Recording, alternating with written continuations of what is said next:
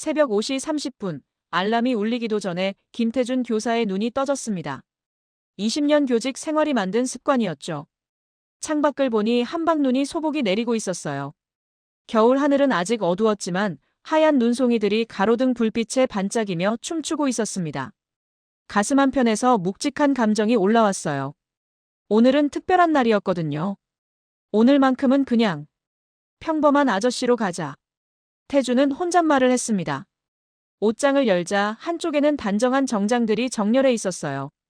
명문 강남고등학교 3학년 담임, 그리고 교무부장. 하지만 오늘은 그 모든 직함을 벗어두고 싶었습니다. 대신 낡은 후드티와 청바지를 꺼냈어요.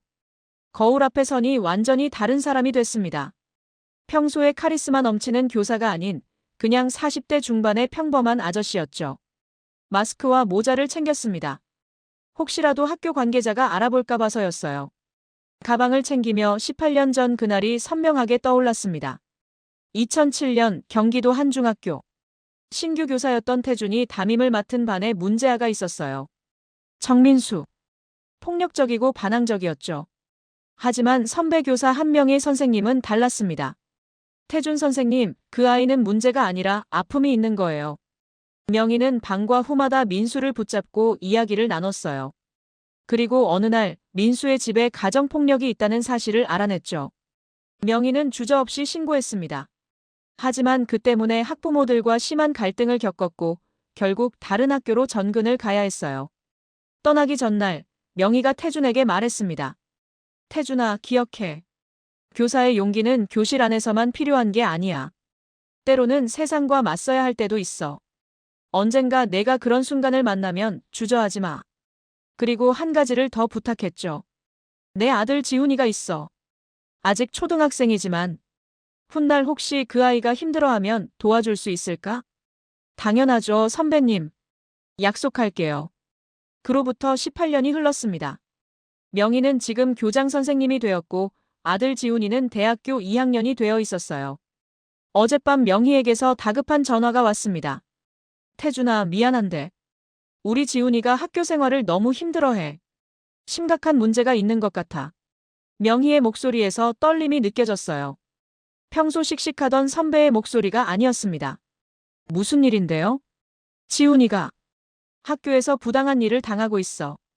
처음엔 단순한 고민인 줄 알았는데 요즘 통화할 때마다 목소리가 이상해. 뭔가 큰일이 있는데 말을 못하는 것 같아. 태준의 가슴이 철렁 내려앉았습니다. 혹시 시간 되면 한번 직접 만나서 얘기해 줄 수 있을까? 엄마 말은 안 들어도 태준이 삼촌 말은 들을 것 같아서. 당연하죠. 제가 직접 가서 만나볼게요. 차를 몰고 대학교로 향하는 길, 태준의 마음은 복잡했어요. 서울 명문대 캠퍼스. 하지만 오늘은 교사가 아닌 옛 선배의 친구로 가는 거였습니다. 눈길을 조심스럽게 달리며 정문이 보이자 갑자기 심장이 빠르게 뛰기 시작했어요. 내가 왜 이러지? 그냥 평범한 학부모처럼 행동하면 되는데. 주차장에 차를 세우고 거울을 다시 한번 봤습니다. 후드티에 청바지, 모자를 쓴 모습이 어색했지만 이게 맞는 것 같았어요. 학생지원센터로 향하면서 마음속으로 되뇌었습니다. 오늘 나는 김태준 교무부장이 아니야. 그냥 명희 선배의 후배이고 한 청년에게 조언해주러 온 어른일 뿐이야. 하지만 몇 시간 후 이 선택 때문에 예상치 못한 일이 벌어질 줄은 꿈에도 몰랐습니다. 학생지원센터 문을 열고 들어서는 순간 태준의 운명적인 하루가 시작되었어요. 오전 10시. 센터는 꽤 많은 학생들로 붐비고 있었습니다. 입구 쪽에는 접수 데스크가 있었고 대부분 깔끔한 차림의 학생들이 줄을 서 있었어요. 태준이 들어서자 여러 시선이 그에게 쏠렸습니다. 후드티와 청바지, 낡은 운동화에 마스크와 모자까지 쓴 모습이 확실히 눈에 띄었거든요. 학생들의 시선이 따갑게 느껴졌지만 태준은 애써 신경 쓰지 않으려 했습니다. 접수 데스크 앞에 서자 태준의 시선이 데스크에 앉아있는 직원에게 향했어요. 명찰에는 박진호 조교라고 적혀 있었습니다. 20대 후반으로 보이는 날씬한 체격의 남성이었죠. 날카로운 눈빛과 시큰둥한 표정에서 어딘가 불친절한 기운이 느껴졌습니다. 안녕하세요. 학생 상담 신청하러 왔는데요. 태준이 정중하게 인사했지만 진호는 고개도 들지 않고 컴퓨터만 들여다보고 있었어요. 키보드 소리만 딱딱 들릴 뿐이었습니다. 마치 태준이 투명인간인 것처럼 완전히 무시했죠. 10초, 20초. 시간이 흐르는데도 진호는 여전히 고개를 들지 않았습니다. 뒤에서 기다리던 학생들이 수군거리기 시작했어요. 태준의 귀에 작게 들려오는 말들이 따가웠습니다. 저 아저씨 뭐야? 옷차림 좀 봐. 여기가 어딘데 저렇게 대충. 뺨이 화끈거렸어요. 20년 교직 생활 동안 이런 무시는 처음이었습니다.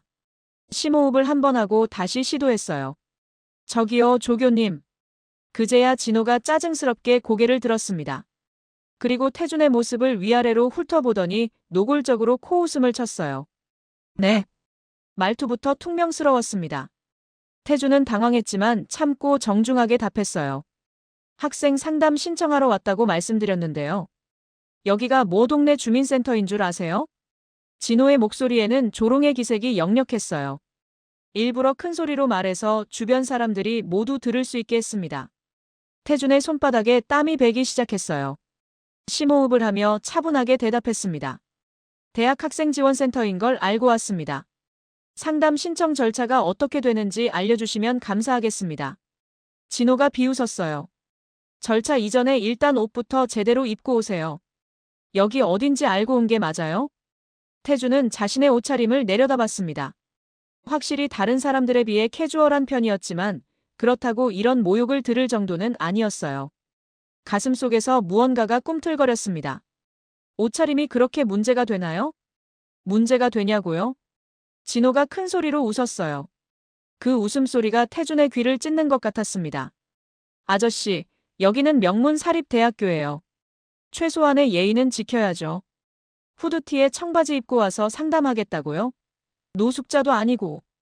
주변에서 웅성거리는 소리가 더 커졌어요. 학생들이 하나둘씩 이쪽을 쳐다보기 시작했습니다. 저 사람 좀 이상해. 맞아. 옷차림이 너무 이상하잖아. 조교님 말이 맞는 것 같은데. 진호는 주변의 반응을 즐기듯 더욱 목소리를 높였습니다. 봐요. 학생들도 다 이상하게 생각하잖아요. 그리고 모자는 뭐예요? 여기가 놀이공원인가요? 실내에서 모자 벗는 것도 모르세요? 태준의 손이 조금씩 떨리기 시작했어요. 20년간 교직 생활을 하면서 이런 식의 모욕을 당한 적이 없었습니다. 하지만 오늘은 김태준 교무부장이 아니라 그냥 명희 선배의 후배로 온 거니까 참아야 했죠. 모자는 벗겠습니다. 그러면 상담이 가능한가요? 태준이 모자를 벗어 가방에 넣자 진호가 그의 얼굴을 빤히 쳐다봤어요. 그 시선이 무례하다고 느껴졌지만 태준은 참았습니다. 누구 상담이에요? 한지훈 학생입니다. 경영학과 2학년이고요. 진호가 컴퓨터를 뒤적이더니 인상을 찌푸렸습니다. 한지훈? 아, 그 애네. 그런데 아저씨는 뭐예요? 보호자예요? 아니요. 어머니의 지인입니다. 지인? 무슨 지인이에요? 동네 아저씨가 갑자기 와서 상담하겠다고. 태준은 깊게 숨을 들이쉬었어요. 마음속에서 분노가 점점 커져갔지만 꾹 참았습니다. 학생이 학교 생활에 어려움을 겪고 있다고 해서 도움을 주려고 왔습니다. 도움? 진호가 큰 소리로 웃기 시작했어요. 그 웃음소리가 센터 전체에 울려 퍼져 모든 사람이 이쪽을 쳐다봤습니다. 아저씨, 여기 대학교예요. 동네 상담소 아니고요. 학생 고민이 뭔지나 알아요? 요즘 애들이 무슨 생각하는지나 알고요? 태준의 얼굴이 점점 달아오르기 시작했어요. 귓가에서 심장 소리가 쿵쾅거렸습니다. 제가 교사입니다. 교사요? 진호의 눈빛이 더욱 비웃는 투로 변했어요. 어디 초등학교 선생님이세요? 아니면 학원 강사. 그래서 대학생 상담해 주시겠다고. 초등학생도 아니고요. 옆에서 듣고 있던 학생들이 킬킬거리며 웃기 시작했습니다. 이제 태준은 완전히 혼자가 된 기분이었어요. 봐요. 학생들도 다 웃고 있잖아요. 아저씨, 요즘 대학이 어떤지 알기나 해요? 20년 전이랑 완전 다른데. 태준은 주먹을 꽉 쥐었습니다. 손톱이 손바닥에 박힐 정도로 세게 쥐었지만 그것조차 느끼지 못할 만큼 분노가 치밀어 올랐어요. 입술을 깨물며 겨우 말을 이었습니다. 그래도 제가 도움이 될 수 있을 것 같아서요. 도움? 진호가 자리에서 일어났어요. 키가 178cm 정도 되는 그가 일어서자 태준보다 조금 작았습니다. 아저씨가 한지훈한테 무슨 도움을 준다는 거예요? 조언과 격려를. 격려? 진호가 비웃었어요. 아저씨, 대학이 유치원인 줄 아세요? 힘내, 할 수 있어, 이런 말 해주면 된다고 생각하세요? 주변 학생들의 시선이 점점 더 많이 집중되었습니다. 어떤 학생들은 스마트폰을 꺼내서 사진을 찍기 시작했어요. 태준의 가슴이 더욱 세차게 뛰었습니다. 이대로 당하고만 있을 수는 없었어요. 하지만 아직은 정체를 밝힐 때가 아니었습니다. 어떻게든 지훈이를 만나야 했거든요. 그럼 어떻게 해야 상담이 가능한가요? 태준이 최대한 참으며 물었습니다. 일단 제대로 된 옷 입고 오세요. 그리고 학생증이나 신분증 보여주시죠. 혹시 이상한 사람이면 안 되니까요. 신분증 여기 있습니다. 태준이 지갑을 꺼내 신분증을 내밀었어요. 진호가 신분증을 받아들고는 훑어봤습니다. 그리고는 비웃듯 말했죠. 김태준. 1980년생. 아, 진짜 나이 많으시네. 그러니까 요즘 애들 모르시는 거구나. 태준은 참을성의 한계에 다다르고 있었어요. 하지만 지훈이를 위해 꼭 참았습니다. 상담 신청서라도 작성할 수 있을까요? 신청서요? 아저씨, 우리 규정상 직계 가족이나 보호자만 학생 상담을 신청할 수 있어요. 그냥 지인은 안 돼요. 그런 규정이 있나요? 당연하죠.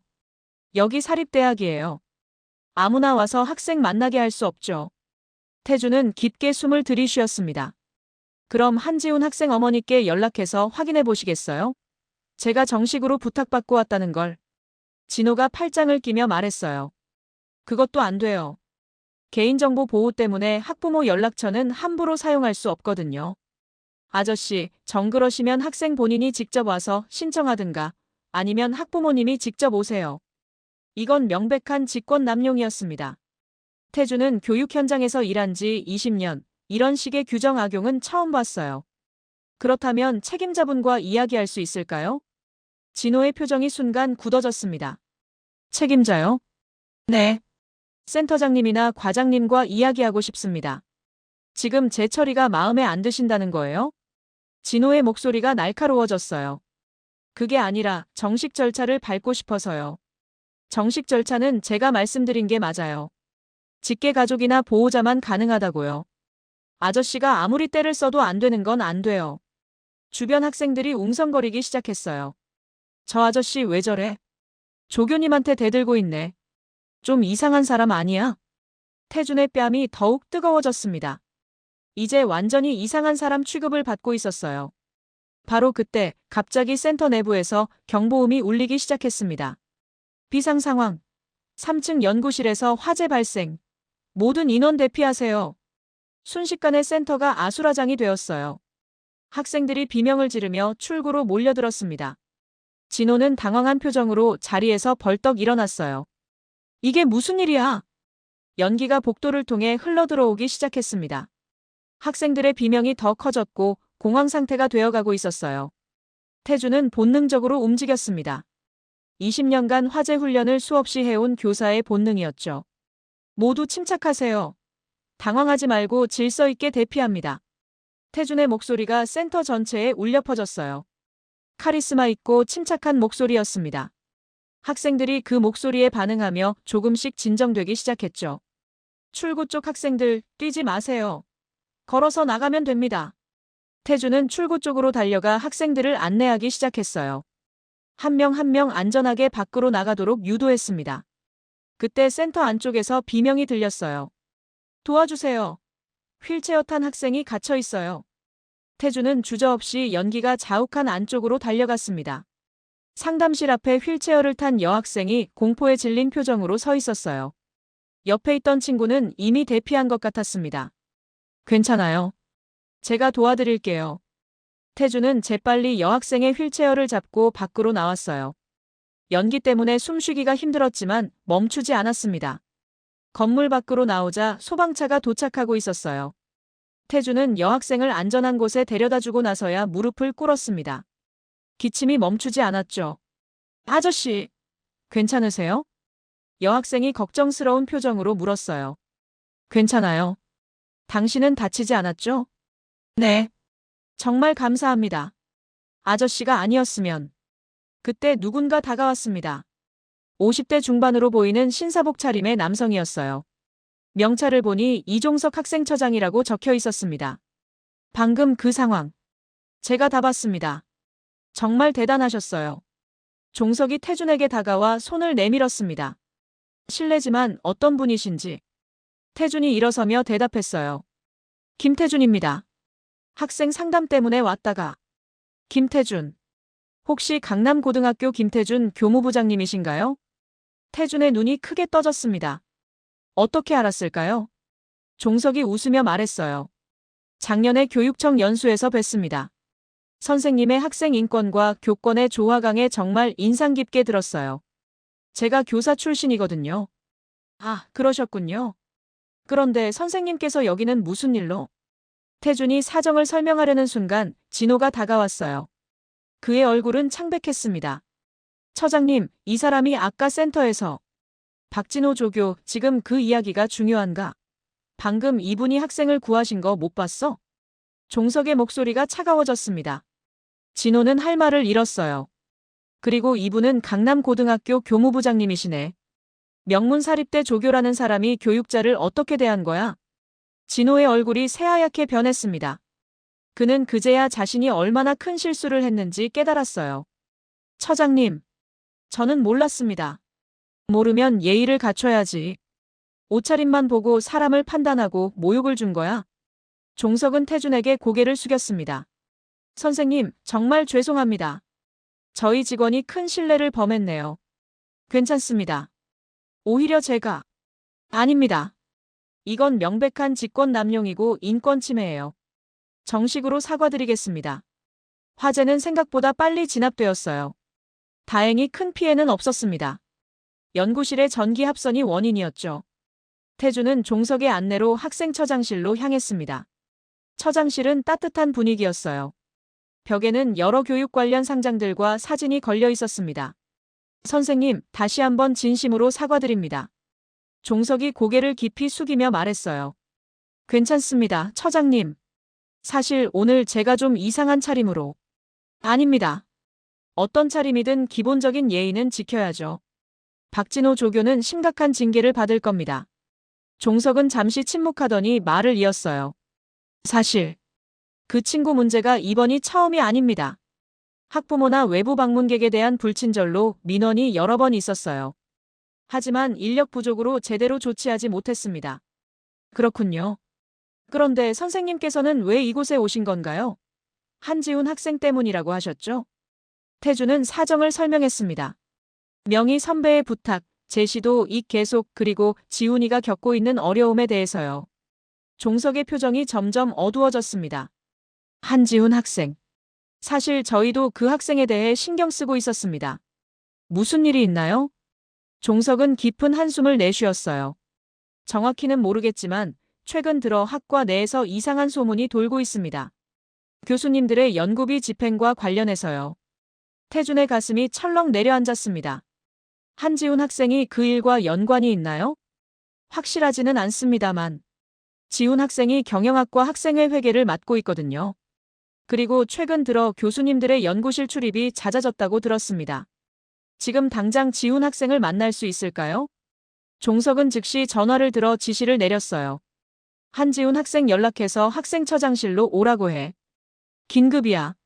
15분 후 문이 조심스럽게 열리고 한지훈이 들어왔습니다. 키는 175cm 정도의 마른 체격에 뿔테 안경을 쓴 청년이었어요. 얼굴은 창백했고 불안한 기색이 역력했습니다. 학생처장실에 불려온 것만으로도 상당한 부담을 느끼는 듯했죠. 지훈은 처장에게 인사를 한 후 태준을 보고 의아한 표정을 지었어요. 평범한 차림의 남성이 처장실에 있는 것이 낯설었던 겁니다. 지훈아, 이분은 강남고등학교 김태준 교무부장님이시다. 내 어머니 한 명의 교장 선생님의 오랜 후배시고 오늘 너를 만나러 오신 분이야. 종석이 부드럽게 설명했어요. 지훈의 눈이 커졌습니다. 태준. 삼촌님? 그래, 지훈아. 오랜만이다. 마지막으로 본 게 내가 중학생 때였지? 태준은 따뜻한 미소를 지으며 손짓했습니다. 앉아라. 오늘은 공식적인 자리가 아니야. 편하게 이야기하자. 지훈이 조심스럽게 의자에 앉았어요. 그의 손이 약간 떨리고 있었습니다. 태주는 그런 지훈의 모습을 보며 마음이 아팠죠. 이 청년에게 무슨 일이 있었던 걸까? 지훈아, 내 어머니께서 너에 대해 많이 걱정하고 계셔. 학교 생활이 힘들다고 들었어. 태준이 부드럽게 말을 꺼냈습니다. 지훈의 눈빛이 흔들렸어요. 그는 잠시 입술을 깨물더니 고개를 숙였습니다. 괜찮습니다. 그냥 적응하는 중이에요. 태준은 지훈의 대답이 진심이 아니라는 것을 직감적으로 알았어요. 20년간 학생들을 봐온 교사의 눈이었습니다. 떨리는 목소리와 불안한 눈빛이 무언가를 숨기고 있다는 신호였죠. 지훈아, 솔직하게 말해도 돼. 여기서 한 이야기는 이 방에서만 남을 거야. 너에게 정말로 무슨 일이 있었니? 지훈의 눈에 갑자기 눈물이 고였습니다. 그는 필사적으로 참으려 했지만 오랫동안 억눌러온 감정이 태준의 따뜻한 말 한마디에 무너져 내렸어요. 저는 지훈의 목소리가 떨렸습니다. 학교에서 이상한 일들을 봤어요. 순간 방 안의 공기가 얼어붙는 것 같았습니다. 종석의 표정이 긴장으로 굳어졌어요. 어떤 이상한 일? 태준이 조용히 물었습니다. 지훈은 주변을 한번 둘러본 후 작은 목소리로 말을 이었어요. 연구비가 이상하게 집행되고 있어요. 제가 학생회 회계를 맡으면서 알게 됐는데 교수님들의 연구실 운영비 중 일부가 이상한 곳으로 빠져나가고 있었어요. 태준의 가슴이 쿵 내려앉았습니다. 연구비 횡령은 학계에서 가장 심각한 범죄 중 하나였어요. 처음에는 제가 잘못 본 줄 알았어요. 그런데 자꾸 확인하니까 김상현 교수님과 몇몇 분들이 가짜 영수증으로 연구비를 빼돌리고 있더라고요. 종석의 얼굴이 창백해졌습니다. 그는 책상을 손으로 꽉 움켜쥐었어요. 그걸 본 사람이 너뿐이니? 태준이 물었습니다. 지훈이 고개를 저었어요. 처음에 함께 발견한 선배가 있었어요. 이준서 선배라고. 4학년이었는데 그 선배가 교수님께 따지려고 했다가 갑자기 논문 심사에서 탈락했어요. 졸업도 못하고 휴학 처리됐어요. 보복을 당한 거구나. 태준이 부드럽게 말했습니다. 지훈의 눈에서 눈물이 흘러내렸어요. 그 이후로 김 교수님이 저를 계속 연구실로 부르셨어요. 학생회 일은 교수님 허락 없이 하면 안 된다면서 압박을 주셨어요. 그리고 제 장학금 심사에도 영향을 줄 수 있다고. 태준은 지훈의 어깨에 손을 올렸습니다. 그의 눈에도 눈물이 맺혔어요. 지훈아, 넌 절대 잘못한 게 없어. 오히려 정말 용감한 거야. 이런 상황에서도 버틴 것만으로도 대단한 거야. 지훈의 눈에 작은 희망의 빛이 깃들었습니다. 정말 그런가요? 그럼 내 어머니도 너를 정말 자랑스러워하실 거야. 명희 선배님처럼 정의로운 사람으로 자라고 있잖아. 태준이 따뜻하게 말했어요. 이제부터는 내가 이 문제를 해결할게. 너는 더 이상 혼자가 아니야. 종석이 자리에서 벌떡 일어났습니다. 그의 얼굴에는 결연한 표정이 떠올랐어요. 선생님, 즉시 학교 감사팀에 보고하겠습니다. 이런 일이 우리 대학에서 일어났다니. 용서할 수 없습니다. 태준은 고개를 끄덕였습니다. 좋습니다, 처장님. 하지만 조용히 진행해야 해요. 증거를 확보하기 전까지는 김 교수와 관련자들이 눈치채지 못하게 해야 합니다. 명심하겠습니다. 그날 밤 태준은 집으로 돌아가지 않고 학교 근처 호텔에 묵었어요.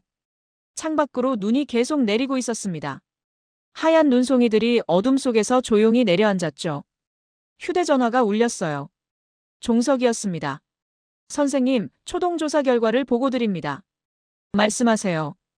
연구비 집행 내역을 확인한 결과 지난 3년간 약 8천만 원 상당의 연구비가 부당하게 집행되었습니다. 주로 가짜 학술회의 참가비, 허위 장비 구입비 등으로 처리되었고요. 태준의 눈빛이 날카로워졌어요. 다른 연루자는? 현재까지 확인된 인원은 5명입니다. 김상현 교수, 최유진 조교수, 그리고 박진호 조교도 포함되어 있습니다. 진호가 회계 처리를 도왔던 것 같습니다. 박진호까지. 태준의 목소리에 놀라움이 묻어났어요. 네. 그래서 오늘 선생님께 그렇게 불친절하게 대한 것 같습니다. 외부인이 학교에 관심을 갖는 것 자체를 싫어했던 거죠. 태준은 깊은 한숨을 내쉬었습니다. 문제가 생각보다 깊고 넓었어요. 처장님, 내일 아침 첫 시간에 교육부에 정식으로 신고하겠습니다.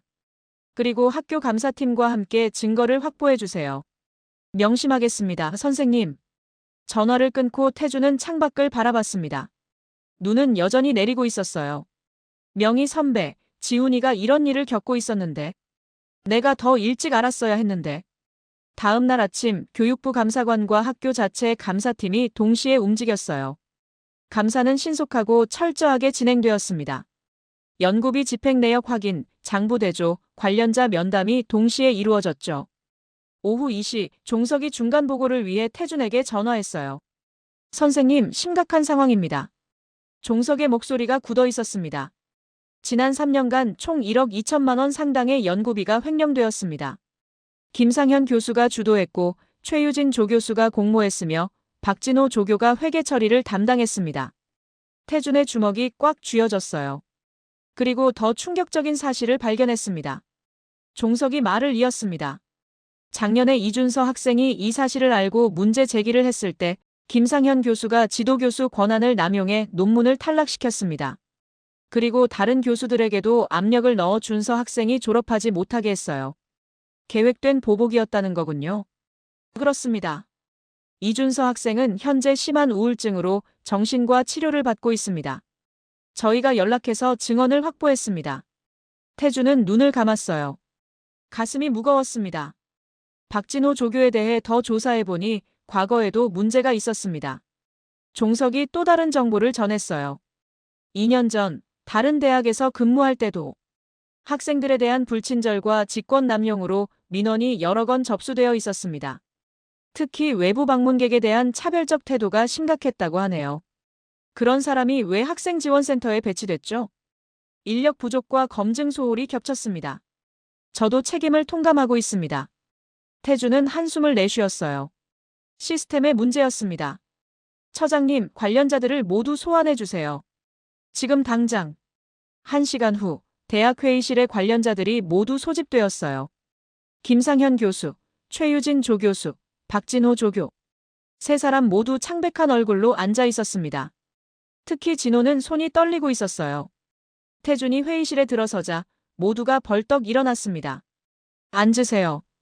태준의 목소리는 차가웠어요. 여러분은 지금 연구비 횡령, 직권 남용, 그리고 내부 고발자에 대한 보복 혐의로 조사받고 있습니다. 변호인 선임권이 있으며 진술을 거부할 수 있습니다. 침묵이 흘렀습니다. 하지만 솔직하게 말하면 참작하겠습니다. 누가 먼저 시작하시겠습니까?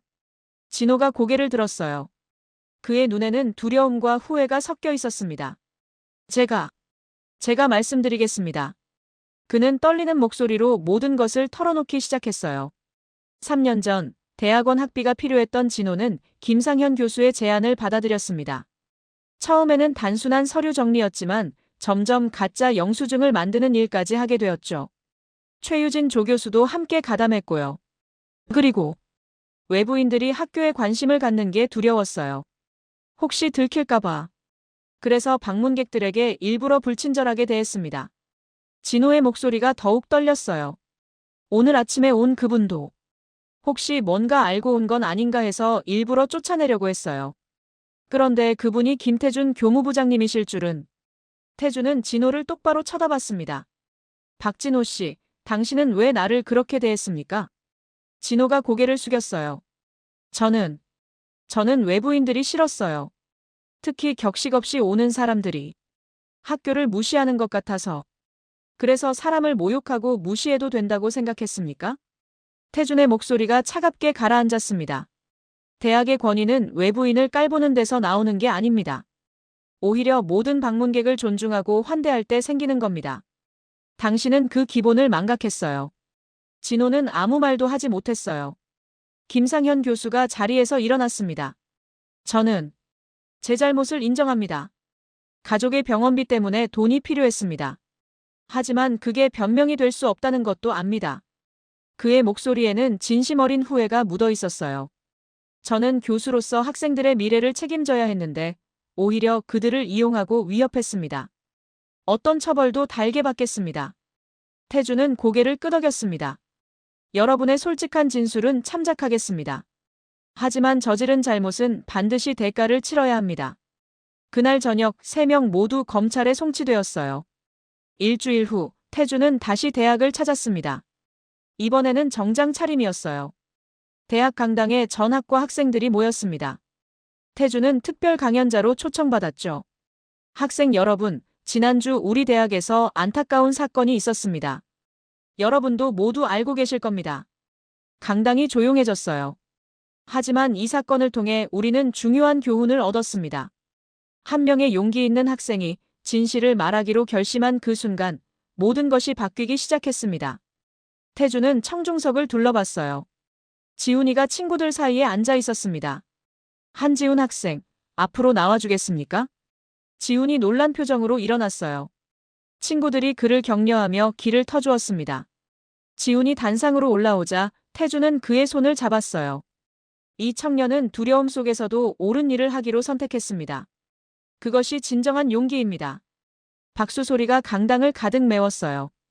앞으로 우리 대학은 달라질 것입니다. 부당함에 침묵하는 곳이 아니라 정의가 살아있는 곳으로. 학생들이 보호받고 진실이 존중받는 곳으로. 더 큰 박수가 터져나왔습니다. 행사가 끝난 후 태주는 지훈과 함께 캠퍼스를 걸었어요. 눈이 녹아 길이 약간 질척했지만 공기는 상쾌했습니다. 지훈아, 이제 괜찮겠니? 네, 삼촌. 많이 좋아졌어요. 학교 분위기도 완전히 달라졌고요. 지훈의 얼굴에 미소가 번졌어요. 새로 오신 조교님은 정말 친절하세요. 어제 한 학부모님이 늦게 오셨는데 시간 지났어도 특별히 상담할 수 있게 해드렸어요. 태준의 마음이 따뜻해졌습니다. 그리고 삼촌, 이준서 선배한테서 연락이 왔어요. 그래? 뭐래? 고맙다고. 덕분에 억울함이 풀렸다고 했어요. 그리고 치료 잘 받고 있대요. 다음 학기에 복학한대요. 다행이구나. 둘은 잠시 말없이 걸었어요. 겨울 햇살이 눈 녹은 땅을 비추고 있었습니다. 삼촌. 응? 졸업하면 교사가 되고 싶어요. 삼촌처럼 부당한 일에 맞서는 선생님이 되고 싶어요. 태주는 지훈의 어깨에 손을 올렸습니다. 넌 이미 훌륭한 사람이야, 지훈아. 이미 증명했잖아. 3개월 후 교육부 대회의실. 태주는 대학 내부 신고자 보호 및 학생 인권 강화 방안을 발표하고 있었어요. 이번 사건을 계기로 우리는 대학 시스템의 근본적인 문제를 발견했습니다. 스크린에 통계 자료가 떠올랐습니다. 지난 5년간 대학 내부 고발 시도는 총 189건이었으나 실제로 조치된 경우는 32건에 불과했습니다. 나머지는 신고자에 대한 보복 우려로 취하되거나 은폐되었습니다. 참석자들 사이에서 한숨이 흘러나왔어요. 따라서 다음과 같은 개선책을 제안합니다. 태주는 다음 슬라이드로 넘어갔습니다. 첫째, 익명신고 시스템 강화. 각 대학의 독립적인 감사팀을 상시 운영하고 신고자의 신원을 철저히 보호합니다. 둘째, 내부 고발자에 대한 보복을 엄중 처벌하는 법규를 신설합니다. 특히 교수가 학생에게 보복하는 경우 가중 처벌합니다. 셋째, 대학 직원에 대한 인권 교육을 강화합니다. 특히 학생지원센터 등 외부 접점 부서 근무자에 대한 선발과 교육을 철저히 합니다. 넷째, 정기적인 대학 문화 실태 조사를 실시하고 문제가 발견된 대학에 대해서는 즉각 개입합니다. 교육부 장관이 고개를 끄덕이며 말했어요. 좋은 방안입니다, 선생님. 즉시 시행하도록 하겠습니다.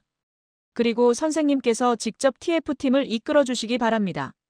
태주는 정중히 인사했습니다. 최선을 다하겠습니다. 회의가 끝나고 복도를 걷는데 누군가 뒤에서 불렀어요. 태준아! 돌아보니 명희였습니다. 교장 제복을 입은 그녀는 예전의 씩씩한 모습 그대로였어요. 선배님! 두 사람은 반갑게 포옹했습니다. 태준아, 정말 고마워. 지훈이 덕분에. 명희의 눈에 눈물이 고였어요. 아니에요. 지훈이가 용감했던 거죠. 그리고 선배님도 훌륭한 아들을 키우셨고요. 지훈이가 요즘 완전히 달라졌어. 자신감도 생기고 학교 생활도 즐겁다고 하더라. 다 내 덕분이야. 태주는 고개를 저었어요. 제가 한 건 아무것도 없어요. 그냥 18년 전 선배님이 민수를 구해주신 것처럼 저도 지훈이를 도와준 것뿐이에요. 명희가 태준의 손을 꼭 잡았습니다. 우리 그때 약속 기억하지? 서로 도우며 살자고. 물론이죠. 이제 우리 저녁이나 먹으러 갈까? 지훈이도 올 거야. 좋아요. 가죠.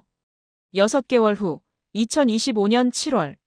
태주는 교육청 장학관으로 발령받았어요. 학생인권 보호 담당이었습니다. 첫 출근 날, 그의 사무실 벽에는 액자 하나가 걸렸습니다.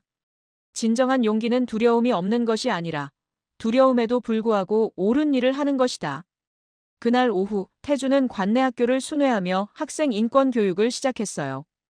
강당에 들어서자 많은 학생과 교사들이 박수로 그를 맞이했습니다. 학생지원센터도 완전히 바뀌어 있었어요. 밝은 분위기, 친절한 직원들. 학생 여러분, 그리고 선생님들. 저는 몇 개월 전 한 대학을 방문했습니다. 그리고 거기서 모욕을 당했습니다. 청중이 조용해졌어요. 많은 사람이 그 사건을 알고 있었습니다. 하지만 그 경험 덕분에 저는 깨달았습니다. 교육자의 진정한 강함은 권위로 누군가를 억압하는 것이 아니라 모든 사람을 존중하고 보호하는 데 있다는 것을요. 박수가 터져나왔습니다. 여러분 중 누군가는 부당한 일을 목격할 수 있습니다. 그때 침묵하지 마세요. 용기를 내세요. 여러분의 한마디가 세상을 바꿀 수 있습니다. 지훈이가 자리에서 일어나 큰 소리로 말했어요. 장학관님 말씀 명심하겠습니다. 다른 학생들도 하나둘 일어나 박수를 쳤습니다. 강당이 박수 소리로 가득 찼어요. 교육이 끝난 후 태주는 학교 곳곳을 돌아보았습니다. 교실, 도서관, 상담실. 모든 곳에서 변화가 느껴졌어요. 학생들의 표정이 밝았고 교사들의 태도가 달랐습니다. 서로 존중하고 배려하는 모습이 곳곳에서 보였죠. 저녁 무렵 태주는 지훈, 그리고 명희와 함께 작은 식당에서 저녁을 먹었어요. 삼촌, 다음 주면 저 3학년 올라가요. 교직 이수 신청했어요. 지훈이가 자랑스럽게 말했습니다. 축하한다, 지훈아. 정말 잘하고 있구나. 요즘 후배들한테도 삼촌 이야기 많이 해줘요. 용기를 내라고, 부당한 일 있으면 신고하라고요. 명희가 아들의 어깨를 토닥였어요. 우리 아들이 이렇게 의젓해졌네. 엄마 덕분이에요. 그리고 삼촌 덕분이고요. 태주는 두 사람을 보며 마음이 따뜻해졌습니다. 삼촌, 그런데 박진호 씨는 어떻게 됐어요? 지훈이가 조심스럽게 물었어요. 태준의 표정이 잠시 어두워졌습니다. 재판에서 징역 1년 6개월 집행유예를 선고받았어. 지금은 봉사활동을 하면서 반성하고 있지. 그 사람, 반성하고 있을까요? 진호 씨에게서 편지가 왔어. 태준이 가방에서 봉투를 꺼냈어요. 읽어봐도 될까요? 그래. 지훈이가 편지를 펼쳤습니다. 명희도 함께 들여다보았어요. 김태준 장학관님께 저는 지금 제 잘못을 깊이 반성하고 있습니다. 대학 직원이라는 이름으로 오만했고 작은 권한을 남용했으며 무고한 사람들에게 상처를 주었습니다. 특히 한지훈 학생과 이준서 학생에게는 용서받을 수 없는 짓을 했습니다. 그리고 선생님께 보여드린 무례함도 부끄럽기 그지없습니다. 하지만 봉사활동을 하며 많은 것을 배웠습니다. 진정한 존중은 상대의 옷차림이나 지위가 아니라 그 사람 자체를 보는 것이라는 걸요. 저는 이제 복지관에서 자원봉사를 하고 있습니다. 어르신들을 돕고 어려운 이웃을 만나면서 제가 얼마나 교만했는지 깨닫습니다. 형기가 끝나면 다시 교육 현장으로 돌아가고 싶습니다. 하지만 이번에는 학생들을 진심으로 섬기는 사람이 되겠습니다. 박진호 올림. 지훈이가 편지를 접으며 말했어요. 진심인 것 같아요. 나도 그렇게 믿어. 사람은 변할 수 있으니까. 태준이 고개를 끄덕였습니다.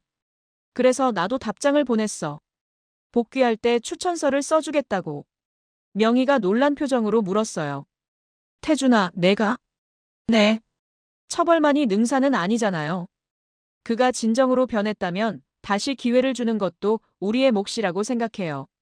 지훈이가 감동한 표정으로 말했습니다. 삼촌. 정말 존경스러워요. 아니야. 나도 실수하고 배우며 여기까지 왔어. 그러니 나도 다른 사람을 도와야지. 1년 후, 2026년 9월. 태주는 교육청 학생인권보호관으로 승진했어요. 그의 임무는 명확했습니다.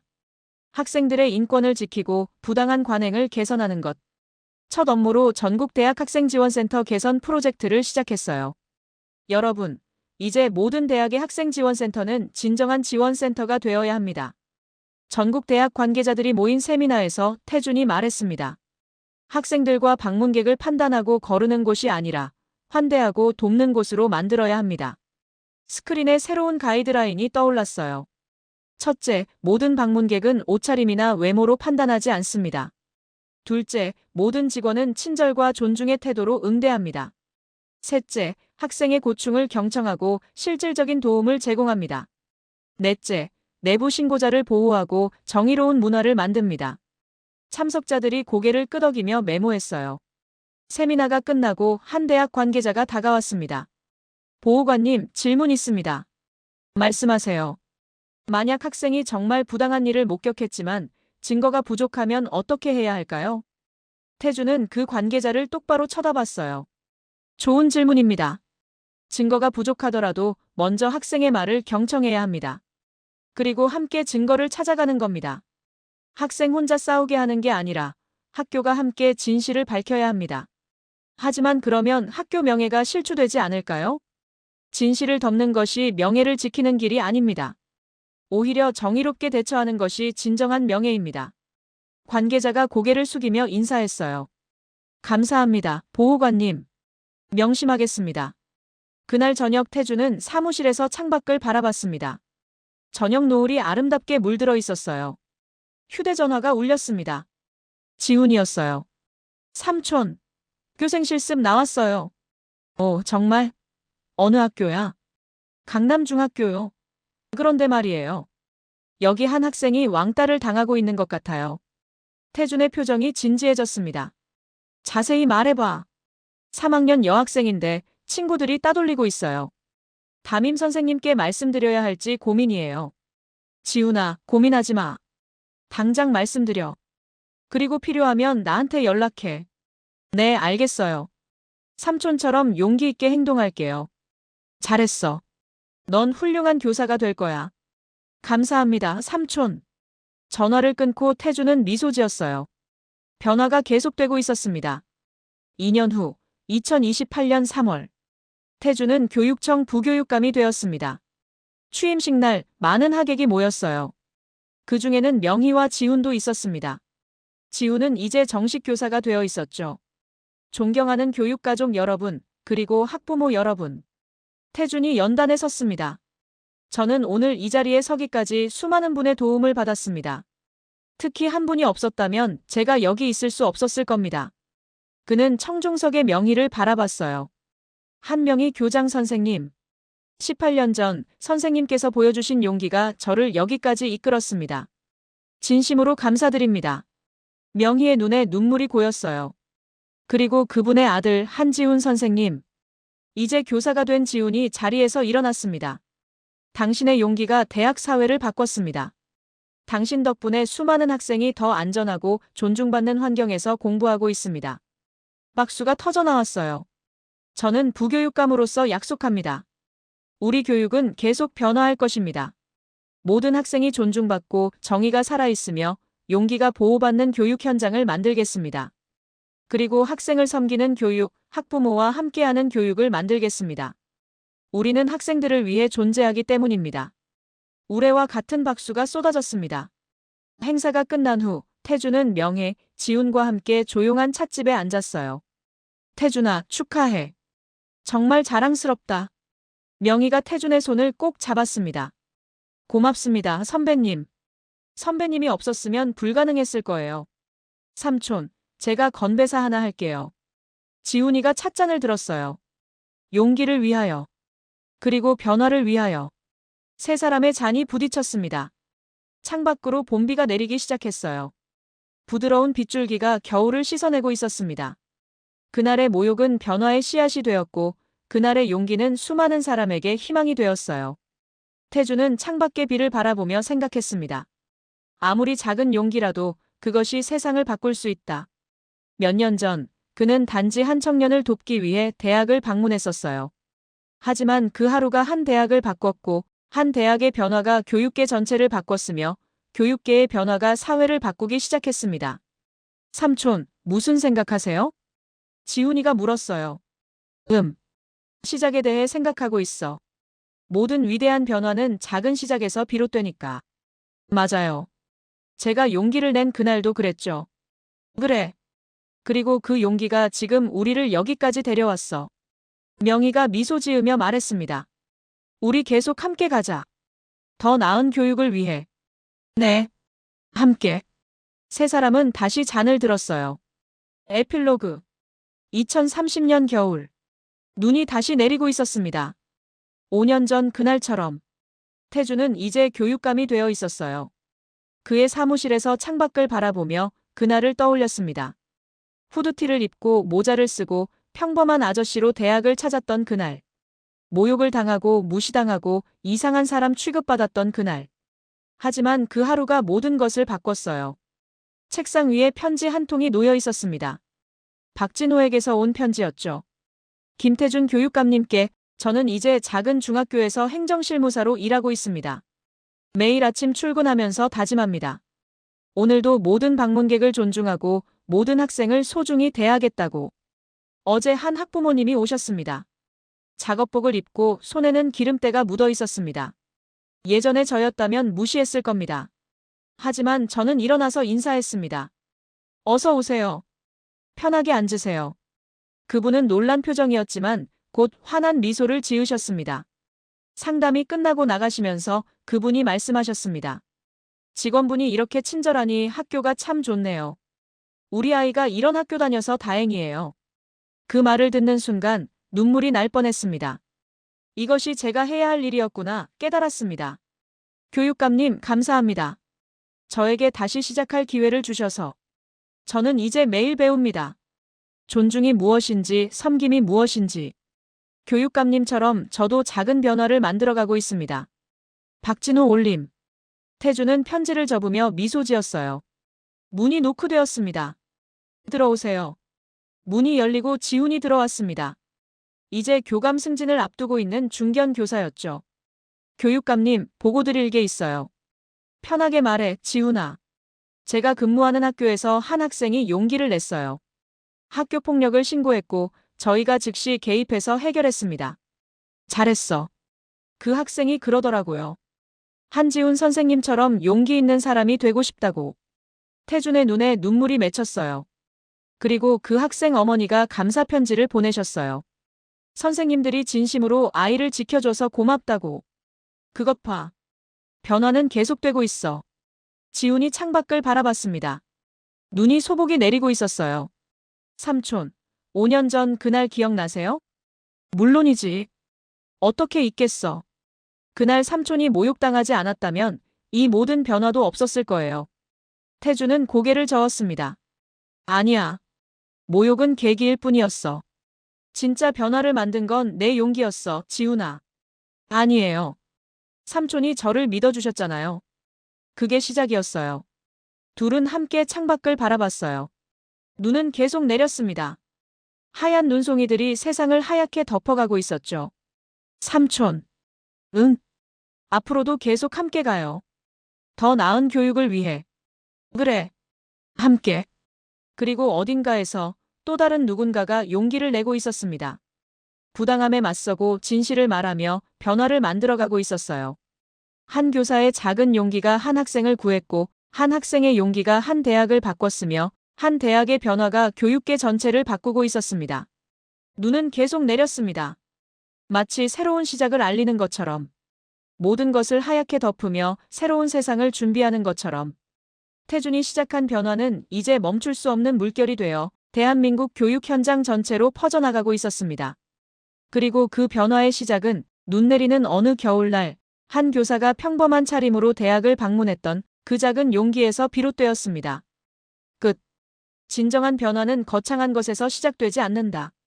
한 사람의 작은 용기, 한 번의 옳은 선택. 그것이 세상을 바꾼다.